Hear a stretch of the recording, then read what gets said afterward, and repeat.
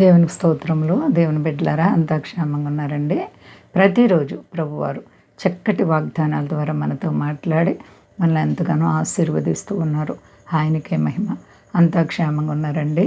అందరూ కూడా దైవాశీర్వాదాలు పొందాలని మానక నిత్యము ప్రార్థిస్తున్నాం. యేసయ్యకే మహిమ ఘనత ప్రభావాలు కలుగునుగాక. ఈరోజు దేవుని వాగ్దానం యెహెజ్కేలు 36:11. మునుపటి కంటే అధికమైన మేలు మీకు కలుగజేసేదను. అప్పుడు నేను యెహోవానయున్నానని మీరు తెలుసుకొందురు. దేవునికి స్తోత్రం. హల్లెలూయా. ఎంత గొప్ప దేవుడో చూడండి.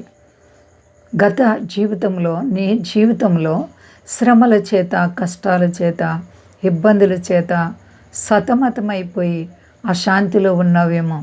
అయితే దేవుడు నీతో మాట్లాడుతున్నారు. ఇదిగో, మునుపటి కంటే అధికమైన మేలు మీకు కలుగజేస్తాను. అధికమైన మేలులు, భూసంబంధమైన ప్రతి ఒక్క అవసరత తీర్చడానికి దేవుడు నీకు అధికమైన మేలు చేస్తానని వాగ్దానం చేస్తున్నారు. ప్రియ దేవుని బిడ్డ, నీ అంతరాత్మలో దేవుని గురించి భయం ఉంటే, నీ ప్రభు నీ జీవితంలో ఎంత ప్రేమిస్తున్నారంటే, నీవంటే ఆయనకి ఎంతో ఇష్టం, చాలా ఇష్టం, ఎంతో ప్రేమ. కాబట్టి ఆయన ప్రేమ కొరకు మనల్ని మనం దిద్దుకుందాం. ఇంత మంచి దేవుని మనం కలిగి ఉన్నందుకు మనం ఎంతో ధన్యులం. కాబట్టి మనలో ప్రతి ఒక్కరము కూడా దేవునిని ప్రేమించేవారుగా ఉండాలి. శాశ్వతమైన ప్రేమతో మనల్ని ప్రేమిస్తున్న దేవాతి దేవుడు మన పట్ల ఎంత అద్భుతాలు చేస్తున్నారంటే చెప్పలేం. ఈ కడవరి దినాల్లో భయంకరమైనటువంటి దుర్దినాలు, వ్యాధులు, ఎక్కడ చూస్తున్న ప్రమాదాలు అయినప్పటికీ దేవుడు నీ మీద శ్రద్ధ నిలిపి నిన్ను కాపాడి ఆదరిస్తూ ఉన్నారు.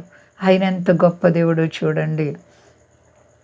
ఎప్పుడైతే ఆయన మనకి సహాయము మేలు చేస్తారో అప్పుడు మన దేవుడంట మనకు దేవుడై ఉన్నారని మీరు తెలుసుకుంటారు.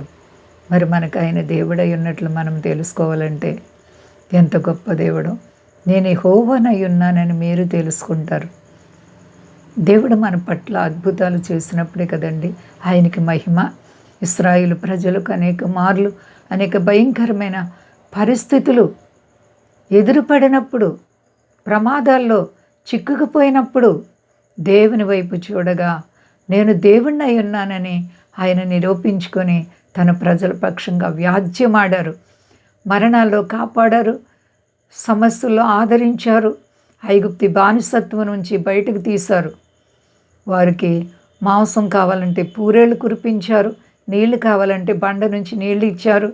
ఐగుప్తు దేశాన్ని నుంచి వచ్చేటప్పుడు వారు ఎర్ర సముద్రము వారికి అడ్డుగా ఉంటే, శత్రువులు వెనక పరిగెట్టుకొస్తూ ఉంటే, తరుముతుంటే, దేవాతి దేవుని యొక్క మహాశక్తి వలన మోషే గారి ద్వారా ఆ యొక్క సముద్రాన్ని 2 పాయలుగా చీల్చి ఆరిన నేల చేసిన దేవుడు.